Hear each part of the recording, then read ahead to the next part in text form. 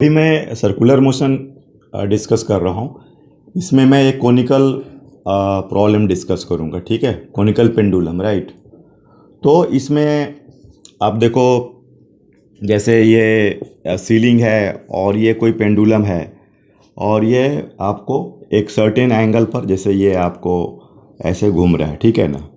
ये सेंटर हो गया, ये कुछ आप एच ले लो ऐसा। तो आप देखो इसमें टी हो गया, ये थीटा हो गया, ये टी कॉस थीटा हो गया, ये अपना टी साइन थीटा हो गया, राइट। ये L length of the string ले लो, जो भी आप ऐसा समझो, किसी अलग अलग पैरामीटर्स में दिया रहेगा। तो अपन ये मान लीजिए कि ऐसे हॉरिजॉन्टली ये घूम रहा है वी स्पीड से, तो T sine theta M V square by R, ठीक है। और T cos theta is equal to M G. तो अगर हम डिवाइड करते हैं 1 और 2 को, 1 डिवाइडेड बाई 2, तो tan theta is equal to V square by R G, right. tan theta is equal to V square by R G. तो एक इक्वेशन अपना ये हो रहा है, या v is equal to under root R ji tan theta, ठीक है। v is equal to under root R ji tan theta.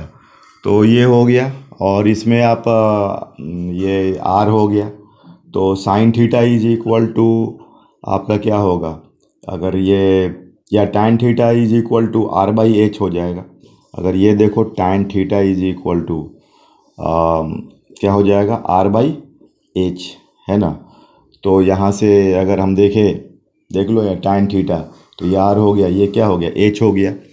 तो यहाँ से v इज इक्वल टू, अगर हम देखें तो आर का वैल्यू या tan थीटा तो आर जी है, और tan थीटा के बदले आर बाई एच, तो ये आर बाहर हो जाएगा under root g by h. और अगर इसका टाइम पीरियड निकालो, T is equal to 2 pi R by v, ठीक है। तो देखो अब 2 पाई आर और वी का value R under root g by h, तो ये आर कटा, तो ये तुम्हारा 2 pi under root h by g. तो देखो ये एक अच्छा रिजल्ट है। और फिजिक्स में क्या होता है, कोई रिजल्ट भी कोई भी डेराइव चेक करो, फिर उस पर एनालिसिस करो। मतलब ये जैसे कि मैं इसको फिजिक्स को मैथ जैसा ही मानता हूँ कि फटाफट कोई नहीं थ्योरी हमने ये किया, डेवलप किया, लेकिन वो हमारा अब उस पर क्या है कि एनालाइज करना है, इसके बाद का एनालिसिस, चाहे मैथ्स में यही पढ़ने का तरीका है। देखो ऐसे मैंने एनालाइज कर दिया, अब आ गया रिजल्ट। तो ऐसा नहीं कि ये मेरा मेन मकसद ये प्रॉब्लम है, नहीं। हम लोग आजकल क्या है कि कोई भी प्रॉब्लम को हम थ्योरी मानते हैं और उसके बाद फिर एनालाइज करेंगे, ये मेन है फिजिक्स में अभी आजकल का। अब देखो ये अपना आ गया, अब मैं इसमें प्रॉब्लम सोचूंगा कि ये 2 पाई टाइम पीरियड आ गया, ये आपका 2 pi under root h by g. अब देखो इसमें ऐसा बहुत सारा मेरे सोचने बन रहा है कि ऐसा अगर मैं लूँ सीलिंग, एक ऐसा हमने पेंडुलम लगा दिया, एक ऐसा करके ऐसा पेंडुलम लगा दिया, एक ऐसा करके ऐसा पेंडुलम लगा दिया। अब इसमें ये L1 है, ये L2 है, L3 है, लेकिन हाइट वाइज सबका H है, ठीक है। तो अगर मैं time period T1 T2 T3 देखूं, तो सबका क्या होगा, सेम हो जाएगा, क्या, 2 pi under root h by g, ठीक है ना। ये अलग अलग नहीं होगा। तो ये आपका इस तरह से एनालिसिस हम लोग करते हैं। इसमें आपको सर्कुलर मोशन में इसका जो ये सब क्या बोलते हैं, turning on the plain road, banking of the road, ये सब जैसे कि आपको कोई सर्कुलर ट्रैक है, ठीक है ना, इसमें कोई आपका व्हीकल्स ऐसा टर्न कर रहा है, तो इसके लिए कुछ कंडीशंस होता है। टायर और रोड के बीच का जो म्यूएस होता है, कोफिशिएंट ऑफ द फ्रिक्शन, ठीक है ना, इसके बारे में डिस्कशन किया। देखिए म्यूएस इज इक्वल टू, जब भी हम बात करते हैं तो एफ एस बाई एन, ये रॉन्ग हो जाएगा। एक्चुअली एफ एस का कोई फार्मूला नहीं होता, ये सेल्फ एडजस्टिंग, इसका फार्मूला क्या है, self adjusting. Actually mu s is equal to F S का जो मैक्सिमम वैल्यू होता है, ये फार्मूला सही हुआ, ठीक है ना। Actually F S less than equal to mu s N होता है, ठीक है। तो ये ध्यान देना है। तो इसमें जो होता है आपको, ये अगर व्हीकल चल रहा है तो इधर एफ एस का जो मैक्सिमम वैल्यू है ना, वो M B square by R होना चाहिए, उसी के चलते टर्निंग मिल रहा है रोड और टायर के बीच में, ठीक है ना। तो आपका एफ एस या एफ एस जो होना चाहिए, सॉरी, एफ एस कोई ज़रूरी नहीं है कि एफ एस मैक्सिमम ही लगेगा, F S is equal to M V S square by R, more generalize case, ठीक है। तो अब इसमें आपको क्या होगा, ये टूवर्ड्स द सेंटर है तो ये हो गया, और F S less than equal to mu S N. और ये देखना, आप एनालाइज करो ये चीज़ों को, ये एनालाइज करो कि आप ये ऐसा नहीं कि पिक्चर के हिसाब से ये फ्लैट ऐसे है एक्चुअली, इस तरीके हॉरिजॉन्टल रोड पर चल रहे हो तो तुम्हारा एम जी, ये रोड है एक्चुअली, तो ये एम जी और नॉर्मल फोर्स बराबर होगा, तो एन इज इक्वल टू क्या हो जाएगा, तुम्हारा एम जी हो जाएगा। तो f S is less than mu s m g, और एफ एस के बदले इसको m B square by R, m B square by mu s m g, right. तो एम कट रहा है, तो v should be less than और equal to mu s g R, माने वी का मैक्सिमम वैल्यू जो होगा तुम्हारा म्यू एस जी आर होगा, ठीक है।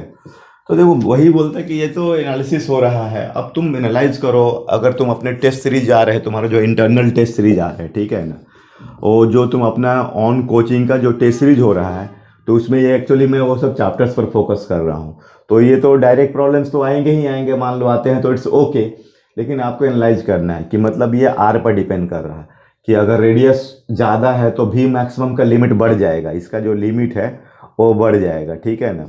तो इस तरीके से, ठीक है। उसी तरह से बैंकिंग के भी हेल्प से होता है, मतलब अगर कोई रोड आपका बैंक्ड हो, मतलब ये ऐसा इस तरह से बैंक्ड हो रोड, ठीक है ना, तो उसमें जो लिमिट कितना होगा, फिर दोनों का कंबाइंड भी होता है, ठीक है। तो जैसे कि तुम्हारा ये बैंक्ड वाला जो होगा केस कुछ ऐसा, तो बैंक्ड वाला में ये तुम देखना तुम लोग कि ये जो ऐसा है थीटा, तो ये एम जी हो गया, ये नॉर्मल फोर्स हो गया। अब ये सब एनालाइज करना है एक्चुअली कि डायग्राम और तुम्हारा रियल सिचुएशन दोनों बोथ आर डिफरेंट एक्चुअली, मैं इसको तो पढ़ा रहा हूँ ऐसा, आप इस तरह से देखो। तो इसमें एक्चुअली अब ये तुम्हारा एफ जीरो है यहाँ पर, तो तुम्हें सोचना है कि वेलोसिटी गेन कराना है तुझे सेंटर के अंदर में, तो कोई ना कोई तो फोर्स चाहिए, तो एम जी तो बिल्कुल वो तो तुम्हारा हाथ में नहीं है, ये तो क्या है तेरा पुल ऑफ द अर्थ है। अपना जो तुम नॉर्मल फोर्स को, साइकिल को जैसे, या इसको उठा करके एन को तुम ये बैलेंस कर सकते हो, ये देखना इसमें अगर थीटा, ये 90 90 माइनस थीटा, ये 90, तो ये थीटा हो जाएगा, तो ये तुम्हारा एन कॉस थीटा होगा, देखो ये एन साइन थीटा, ये अब सर्कल के अंदर में आ गया, ठीक है।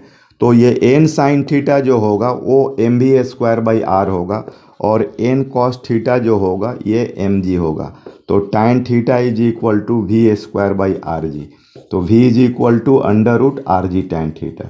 तो ये जो हो गया ना, ये क्या हो गया, ये बैंकिंग, अगर आपको ये लिमिट हुआ मैक्सिमम, ठीक है ना, ये मैक्सिमम लिमिट हुआ, अगर आपका f क्या हो, जीरो हो, ठीक है ना, तो ये लगेगा।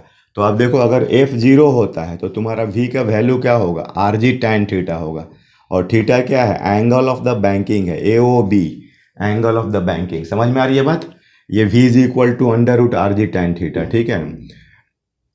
और अगर अब मान लो कि तुम v को अंडर रूट आर जी tan थीटा से ज़्यादा रखते हो, तो तुमको क्या है कि स्लाइड आउट का चांस है, ठीक है। और उस केस में जैसे ये तुम इस तरह से रखते हो, तो तुमको इधर स्लाइड आउट का चांस होगा, और फ्रिक्शनल फोर्स कहाँ लगेगा, अंदर के तरफ लगेगा, ठीक है ना। तो ये एनालॉजी है, ये क्रिटिकल पॉइंट है, ये सब समझना है। और अगर v लेस दैन, अगर v less than R G tan theta, v जो है less than R G tan theta है, तो अब तुम्हें क्या होगा, अब तुम्हारा जो होगा कि अब ये जो है अब छोटा है आर जी tan थीटा, तो तुम्हें क्या होगा कि अब ये तुमको इसमें नीचे इधर आने का स्किड इन का चांस होगा, स्किड इन का चांस होगा, तो फ्रिक्शनल फोर्स इधर तुम्हारा बाहर की तरफ लगेगा, ठीक है। फ्रिक्शनल फोर्स क्या होगा, बाहर, अगर फ्रिक्शनल फोर्स है तो मतलब उस समय तुम्हारा क्या है कि ये तो आपको आर जी tan थीटा पर चलते हो तो बिना फ्रिक्शन का काम चल जाएगा, लेकिन तुम अगर फ्रिक्शन का भी हेल्प लेना चाहते हो तो फिर उसके लिए भी रिक्वायर्ड कंडीशन क्रिएट करना पड़ेगा, मतलब म्यूएस का भी, तो इसमें म्यूएस का रोल नहीं है, ठीक है। तो जैसे मान लीजिए कि अब इसमें सिचुएशन ऐसे, तो बच्चे क्या होता है कि इसका रिजल्ट भी याद कर लेते हैं, ठीक है, लेकिन मुझे तो इसका रिजल्ट याद नहीं रहता है एक्चुअली। मैं केवल बस एक जैसे पहला वाला केस में बस एक हल्का सा उसका मैं ABD बता दे रहा हूँ तुम्हें कि देखो कैसा होगा। ये तुम्हारा ओरिजेंटल है, ये mg हुआ, ये नॉर्मल फोर्स हुआ, ये तुम्हारा थीटा, ये n cos थीटा और ये n sin थीटा, और मान लो let v greater than under root RG tan theta रख रहे हो, तो तुम्हें स्किड आउट का चांस है, तो फ्रिक्शनल फोर्स कहाँ लगेगा, नीचे। ठीक है, तो ये तुम्हारा थीटा है, तो ये थीटा हुआ, तो ये हुआ f cos थीटा और ये हुआ f sin थीटा। तो f sin theta plus mg is equal to n हुआ। मतलब यहाँ पर f जो है इसका दोनों कंपोनेंट है, ठीक है ना, एक वर्टिकल कंपोनेंट भी है और हॉरिजॉन्टल कंपोनेंट भी है। तो ये देखना f sin theta is equal to क्या हो जाएगा, n cos थीटा हो, क्या होगा, n cos थीटा, और दूसरा n sin theta and plus f cos theta is equal to mv square by R. तो बस ये इसमें समझना है कि इसमें अभी प्लेन सरफेस रहेगा तो सिर्फ एक सरफेस के अलोंग द कंपोनेंट हुआ। तो ये तुम्हारा क्या हो गया, ये अलोंग द सरफेस हो गया, राइट, ये अलोंग द सरफेस हो गया। और ये जो कंपोनेंट देख रहे हो ये परपेंडिकुलर टू सरफेस हो गया, परपेंडिकुलर टू सरफेस। तो ये मतलब थोड़ा ध्यान देने वाली बात है कि जनरली हम लोग frictional force along the surface देखते हैं, ठीक है ना, यहाँ लेकिन सरफेस का दोनों कंपोनेंट, एक ये along the surface and perpendicular to the surface, मतलब उसमें नॉर्मल फोर्स का भी रोल है। तो इससे रिजल्ट्स वगैरह भी दिमाग में लेंगे, ठीक है, और ये क्वेश्चंस एनालाइज करेंगे। तो ये सर्कुलर मोशंस का ये सब टिप्स एंड ट्रिक्स हैं। फिर वर्टिकल मोशन भी है, उसमें हालांकि वर्क एनर्जी पावर का भी कॉन्सेप्ट है, और पर्टिकुलरली कोई सर्टेन स्पीड में ही वो गोल गोल गोल घूमता है, नहीं तो कहीं पर टेंशन जीरो होता है, फिर प्रोजेक्टाइल जैसा मोशन हो जाता है। तो ये सब चीज़ें हैं जो आपका सर्कुलर मोशन में डिस्कशन होगी, राइट। तो ऐसे में देखो आप लोग को मैं टेस्ट सीरीज के लिए तैयार कर रहा हूँ, खास करके जो 12th के स्टूडेंट्स हैं, हमारा एकदम वो टारगेट अभी अभी से ही जेई और नीट के लिए चल रहा है एकदम डे टू डे में। ओके।